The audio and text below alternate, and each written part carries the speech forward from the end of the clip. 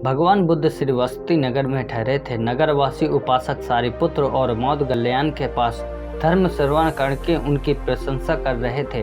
अपूर्ण था रस उनकी वाणी में, अपूर्ण था भगवान के उन दो शिष्यों का बोध, अपूर्ण थी उनकी समाधि और उनके वचन लोगों को जगाते थे, सोए को जगाते थे, मुर्दों को जीवित करते थे। उनके बैठने का मतलब है अमृत में डुबकी लगाना था।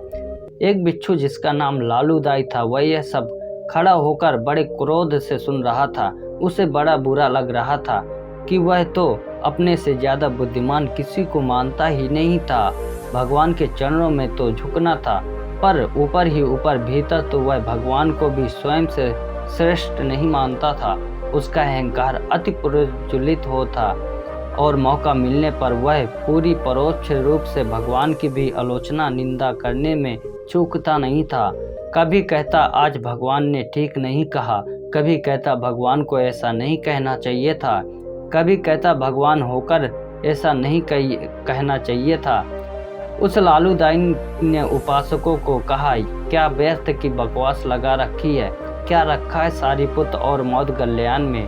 कंकड़ पत्थरों को हीरे समझ बैठे हो, परख करनी है तो परखियों से पूछो, हीरे की पहचान करनी है तो जवाहरियों से पूछो, मुझसे पूछो, और प्रशंसा ही करनी है तो मेरे धर्मोपदेश की करो।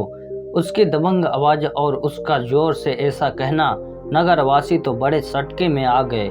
सोचा उन्होंने कि हो ना हो लालू दाई एक बड़ा धर्म उपदेशक है। उन्होंने लालू दाई से धर्मोपदेश की प्रार्थना की, लेकिन लालू दाई बार बार टाल जाते, कहते ठीक समय पर ठीक मौसम पर बोलूँगा।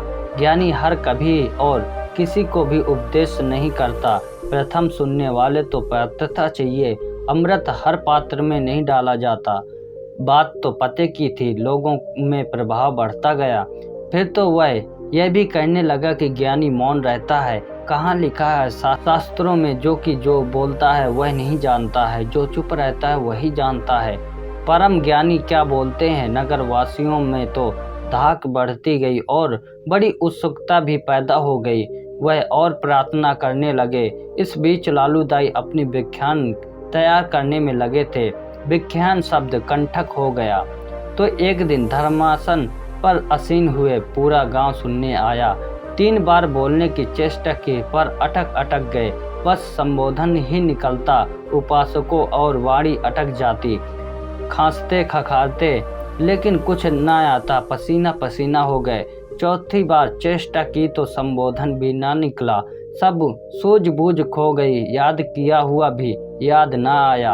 हाथ पैर कांपने लगे और घिग्गी बंद हो गई। तब तो गांव वालों को असलियत पहचान गए। लालू दाई मंच छोड़कर भाग गए। गांव वाले यह कहते हुए कि यह सारिपुत्र और मौदगल्याण की प्रशंसा को सुन नहीं सकता और भगवान की भी आलोचना करने से पीछे नहीं हटता है और अपने से कुछ कहा नहीं जा रहा है, उसका पीछा किया जाए। लालू दाई भागने में मलमूत्र में एक गड्ढे में गिर पड़े और गंदगी से लिपट गए।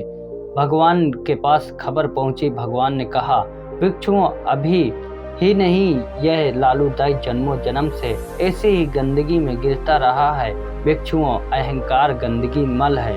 भिक्षुओं अल्प ज्ञान घातक है, शब्द ज्ञान घातक है, शास्त्र ज्ञान घातक है। इस लालू दाई ने थोड़े ही शब्द सीख रखे हैं। अनुभव के बिना शब्द मुक्ति नहीं लाते, बंधन लाते हैं। इस लालू दाई ने थोड़े सा धर्म सीख रखा है, लेकिन उसका भी ठीक ठीक व्याख्यान नहीं किया है, उसे भी पचाया नहीं है, नहीं तो आज ऐसी दुर्गति नहीं होती। भिक्षुओं इससे सीख लो, आलोचना सरल, आत्मज्ञान कठिन है, विध्वंस सरल, सृजन कठिन है और आत्मसृजन तो और भी कठिन है। अहंकार प्रतिस्पर्धा जगाता है, प्रतिस्पर्धा से ईर्ष्या पैदा होती है, ईर्ष्या से द्वेष और शत्रुता निर्मित होती है और फिर अंतबोध जागे कैसे, दूसरे का विचार ही ना करे। समय थोड़ा है, स्वयं को जगा लो, बना लो, अन्यथा मलमूत्र के गड्ढों पर बार बार गिरोगे। भिक्षुओं तुम ही कहो, बार बार गर्भ में गिरना मलमूत्र के गड्ढे में गिरना नहीं है तो क्या है।